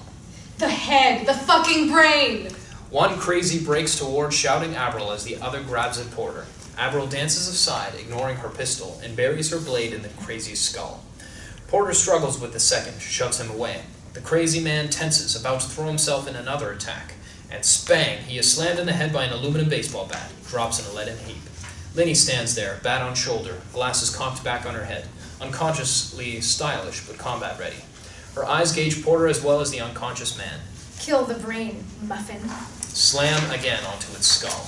Bella shuts her saw down, wipes its top. Soon, baby doll. Save your strength. We'll get one. Abril hands the pistol back to Kaylie with a shrug. Security Commander Frost, Jocelyn, and only 2 of the remaining security team jog doggedly toward them. Well, would you look at that? Jocelyn stumbles to a stop against the SUV, panting. Security Frost glances at the 2 dead crazies, at the gathered women. You should have left them behind. We need to go. Now. As he steps toward the vehicle, a shadowy shape glides over. They duck down, eyes on the sky. What the hell was that? The thing swoops low again, a dark owl as large as a man. The mutant screeches as it buzzes the people below. Its wings are leathery, and small, twitching tentacles protrude where its claws should be. Security Frost and his team open fire. The owl bounds into the sky, glides the perimeter. A bullet punches out one of the work lights as the thing takes hits. It careens into another light, knocking it down with a detonation of glass. The monstrous predator takes a barrage and falls. With a heavy crunch, it smashes into the SUV's hood. Its skin smokes and hisses when the work lights caress it. One wing broken, the dark owl flops off the SUV and tries to crawl into the shadows. Eyes up! He moves around the car, cautious, gun ready. The thing is partially under the carriage, shattered wing jutting out. Security Frost stomps on its wing, holding it in place. You need to stop messing with it. He crouches, prepared to fire. His other two security watch the sky. Linnie and crew watch Security Frost. Only Jocelyn notices that noise and the darkness provided by damaged lights is attracting more crazies. She steps slowly toward the driver's door of the van. Time to die. You're about to be in charge, Princessa. The dark owl's tentacle claws whip out and around his legs, dragging him under. With a scream, Frost grabs the door handle and holds on. Ah! The two other security rush in to help. Jocelyn gestures to Kaylie to come to the van. Come on. She opens the door, sees the keys are not in the ignition. Oh, God. Approaching crazies, Chassity touches Linnie's arm to get her attention. Fuck. Bella tugs the chainsaw to life with a smile as Jocelyn climbs into the van and hides, sliding the side door quietly shut. Porter stands with the women, gun ready. The crazies are hesitant to enter the still-lit area, hovering just on the edge of light. Security Frost fires a few shots underneath the SUV, manages to pull free with the aid of the other two men. Forget the civvies, we're pulling out now! That SUV heaves up and rolls across a screaming Security Frost and one of the security men. The vehicle slams into a work light, showering sparks and throwing the area into a fitful, stuttering glow from the remaining lamps. The SUV's theft alarm oscillates in a mournful bawl. The crazies advance and the fight is on. Linnie swings away with her bat as Chassity takes careful aim and fires, dropping crazies one by one. She grits her teeth against the pain of the recoil on her shoulder. Bella wades in, chainsaw grinding and killing. Abril cuts down any crazies who make it close, with Kaylie at her flank, marshalling her last ammunition. A still-living Security Frost is unable to rise from under the wreckage. His legs are smashed and one arm is broken. One security man tries to help him, the other is dead, a mangled mess mashed beneath the wreckage. The dark owl crawls towards Security Frost, who desperately flails for his pistol. Before he can grab the gun, the owl places one tentacle claw over his grasping arm. Shoot it! Shoot it! The creature opens a terrifying beak-like maw, rips off Security Frost's face. His security man shouts wordlessly, pumps bullets into a twitching Frost and the creature. At the van. More crazies crowd them, pushing the 5 women with Porter tight against the vehicle. Desperation on their faces, they fight to stay alive. The press of crazies is becoming too much. Linnie slips in the gore, forcing Abril to move to help. Bella stands at the forefront with her screaming saw.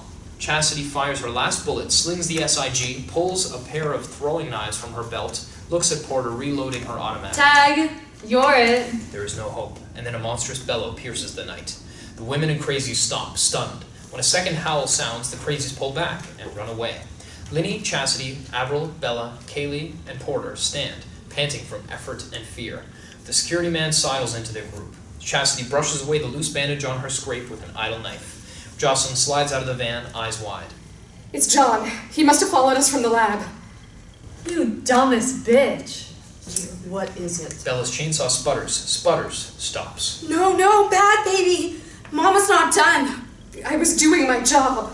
She stops. Staring past the others, they turn and see Kaylie, Suzanne's pistol in hand, pointed at Jocelyn. It's your fault, Jocelyn. No one else moves as Jocelyn slowly edges away from the van. You urged Trisha to experiment on John. You didn't want to kill him when it all went to shit. Chin is dead and we're about to die too. She thumbs back the hammer of the gun. And it's all your fault. Not the time? You don't want this, Kaylie. Kaylie, eyes locked on still slowly moving Jocelyn, shakes her head. She deserves to die. For Chin, for Trisha, for the damn security team. It's what you would do, Linnie. It's what you did. Linnie closes her eyes for a fraction, opens them. I did. I shot Suzanne. And I have to live with that. What? This is some serious Still stupid cranking timing. forward. What I was thinking. You don't want to live with it, Kaylie. You don't. Kaylie's arms waver, the gun trembling. Listen to her. Shut your fucking face. It's not worth it. She's not worth it. Kaylie lets the pistol fall to her side, tears well in her eyes. Thank you. Thank you. Cut off when a pair of black tentacles swim out of the shadows, wrap around her chest and waist. What? With a scream of rage, John leaps into the fitful light, ripping Jocelyn in half and tossing away the parts. The light seems to stun him, and his dark skin smokes. Kaylie pulls the trigger on the pistol, but it's an empty click. The final security man fires once, twice, His goddamn head! and runs, leaps into the van. John is on him like a rock from a catapult, and the vehicle shakes with whipping carnage as the women dash away. Exterior street in the Blight, night. Construction signs, the gardener's abandoned truck ahead of them. The deep gray of pre-dawn seeps across the sky. Linnie dashes in the lead. Bella, Abril, Chassity, and Kaylie following behind. As the only one with a working gun, Porter takes the tail, watching for threats. Linnie slows them as they near the work lights. Cables run to the still sparking junction box. Careful, the broken one. Bella sees the gardener's truck and trailer. Hold up, just a minute. Everyone's breathing hard. What do we do? You the scientist, tell us. Kaylie shakes her head, nothing to say. We can't just keep Pulls running. over to the gardener's trailer now, looking inside. I sure as fuck can't. Linnie eyes the work lights, checks them. Seems like the standing ones are in good shape, but the power is off. Light. When the others look her way, she waves the bat at the work lamps. If we can get this light on, it might kill that fucker. Or at least give him away. Dawn coming. Kaylie and Linnie move to the junction box, cautious of the sparks that jump from the damaged metal. Porter's in the cab of the truck, switching gears. Gets out. We push this truck back, even a foot. They put their shoulders to it, and it rolls a bit, swinging the attached trailer. Hey, easy. Oh, baby, we got you breakfast. Abril and Porter walk to the open back of the trailer. What do you think? I have no idea. I'm a molecular biologist, not an electrician. You still paying off those grad school loans, big brain? She cautiously pries open the dented junction box door with a stick, a large circuit breaker panel. Shit. She points at a blackened section as the others return from the trailer with new tools. Bella's got a small can of gas. Probably had a power surge. The rest of the board looks She okay. leans the pink SIG against the junction box. Sort of. But there's no juice going to the lights. Could probably work a bypass or a jump circuit? Maybe. Everyone looks at Chassity. What? I flip houses. We're better than Detroit. You're the one I like. Chassity gives a snort of laughter. So, what do we need? Any sort of conductor. Something to bridge the damaged circuits. Abril and Bella lean on the truck as Bella refuels the saw. Do you think we'll make it? Me? Definitely.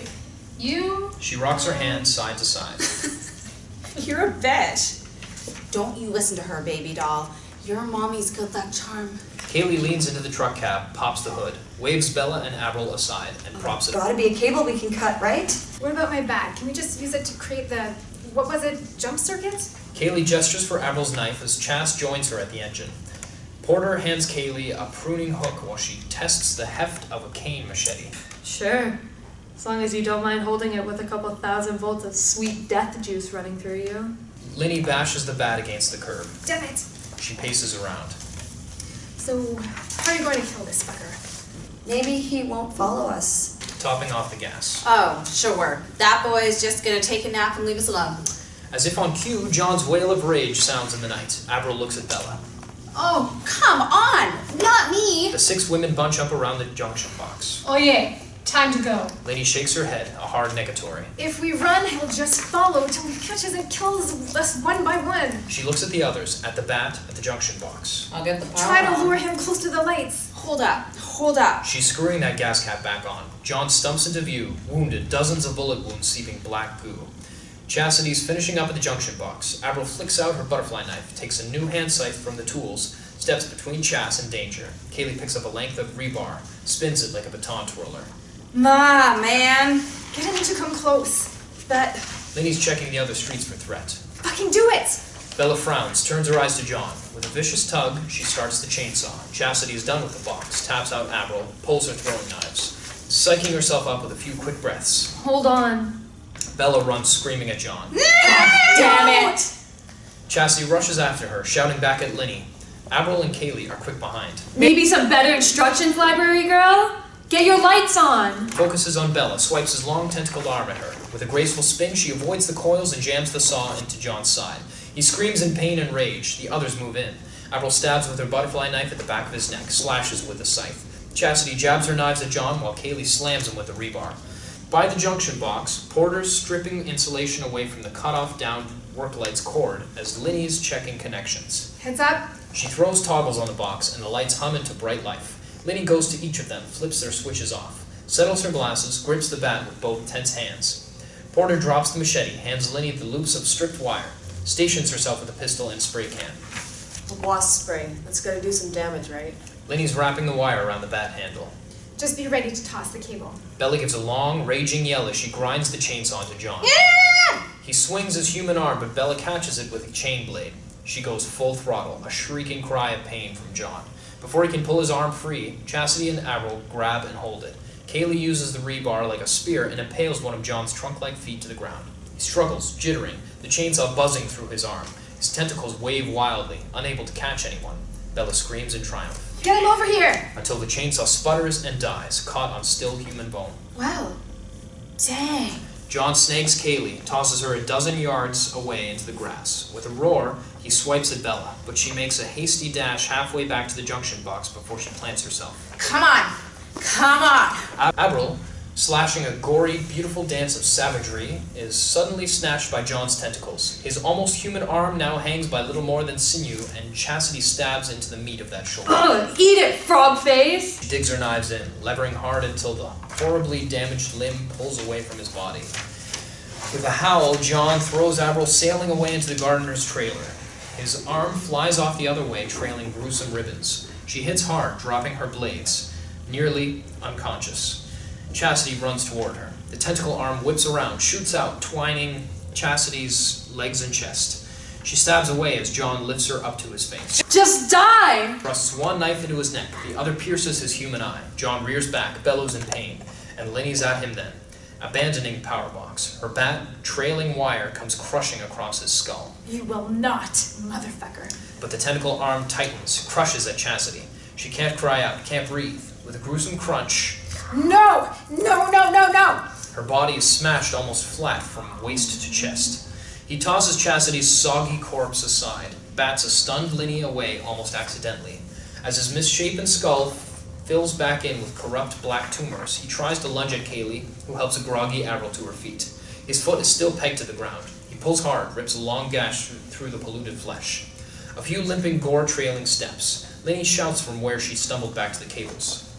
Hey, asshole! John, knife in his human eye, one arm gone, black goo seeping from dozens of wounds, focuses his raging green eye on Linnie. She half stands in front of the junction box, wrapping that loose stripped cable tighter around the aluminum bat's handle. Porter's got her propped. Come on, Muffin. Time to fry it up. John hobbles in. She strikes with the bat, landing hard, smashing blows. Porter sprays him in the face with the wasp killer, and as he shakes his head, leaps up and plants the muzzle of her pistol against his temple. Blam! The automatic locks back, empty. John stands hulking, still, then turns his face to the sky and screams his fury. In that moment, Linnie throws the cable to Porter, sweeps around, ready to jam Bat into junction box, and kill herself with him. Get your timing right. John wrenches the bat away from her, saving her life, but leaving Linnie weapon and planless.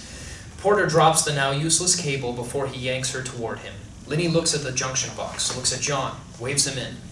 Bring it, bitch. John swings the bat and Linnie barely dodges. He swipes again, a glancing blow that sends Linnie stumbling in front of the box. John, over here. John turns to look at Kaylie, but only for the second that he brushes Chassity's knife from his eye. He raises the bat.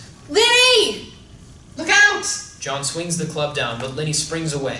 The bat crashes into the junction box, smashes the steel, but doesn't get to electric circuitry. His torn foot drops him back a pace with the rebound. Well, this is just fucked. She's back between John and junction. Porter's in by her side that fast, sprays John again in the face with the bug spray. Screaming and blind, he raises the bat like a plunging knife. Bella and Abril slam against his back. As Linnie and Porter dive to either side, John slams the bat into the guts of the power box. A long, arcing flash of sparks, and John is stuck. Electricity courses through him, holding him in place. Yes! Die, pendejo! Bella dances a victory with her saw. Pendejo! Pendejo! Pendejo! Linnie watches, satisfaction on her face. But John isn't burning up or breaking apart. He's just stuck. Fuck. Oh, fuck. Exhausted, Linnie sees the work lights, rushes to the nearest. Turn them on! She fiddles and finally finds the on button. The lamp amazingly hums to life, and bright hot light shines across John's body. A massive bellow of pain. His skin begins to bubble in smoke. Kaylie races to the other light and gets it up. A second flood of white illumination pours across John. Fully lit now, black flesh sloughing off in curtains. He rages against the bat, but can't let go or jerk it free. In a flash and stutter of flame, flesh and muscle ignite. He flails like a sheet in a desert wind, screaming, until a smoking pile of bones and quivering flesh remains. The bat droops and drops free, and the lights quickly dim. Bella helps Abril stand. Kaylie moves to them. They look down at what used to be the fearsome creature. Linnie recovers her bat, smashes at the pile of grisly bones. Trails of smoky gore follow each upswing of the bat. She screams, a primal sound of fury and pain and victory, stands there chest heaving. The streets are quiet. You sure showed him. Linnie looks up, cracks a smile, barks a broken laugh. She walks to Chassity's crushed and cooling body. Porter steps into John's remains with a wasp killer, sprays until it empties. Abril's at Linnie's side, puts a hand on her shoulder. We need to get her out of here. Put her in the trailer? There's a tarp and we can close it up till we get back. Linnie and Abril are getting the body off the ground. We? You throwing in with La Brigada? I'd like to be a part of these badass bitches, yeah? They get the body into the trailer, drape a tarp, shut it up. Best badass ever. At the corner, a crazy is creeping. Look. It stumbles, it falls. Its ashy flesh rises into a slow spiral and away on the morning breeze. Well, there's hope anyway. Porter's over at Chassity's propped up SIG. You want this in the trailer? She'd wanted to have a good home. How are you with pink? My favorite color. And my honor. Looking around at the peaceful carnage. Where do we go now? Anywhere there's light. And booze. And more booze. As they move tiredly down the street, the sun finally crests the horizon. And tacos. I mean, is anyone else hungry? Glorious morning light shines across the Blight, washing the women in a warm yellow glow. Now the fucking sun comes up. Bella guffaws, quickly joined by Abril and Kaylie and Porter, laughing harder and harder. Linnie joins in, and the sound of their laughter floats on the morning air. Fade out. Credits roll over black. So what are we doing tomorrow, boss? I have to go find Becky. You wanna come along? The end.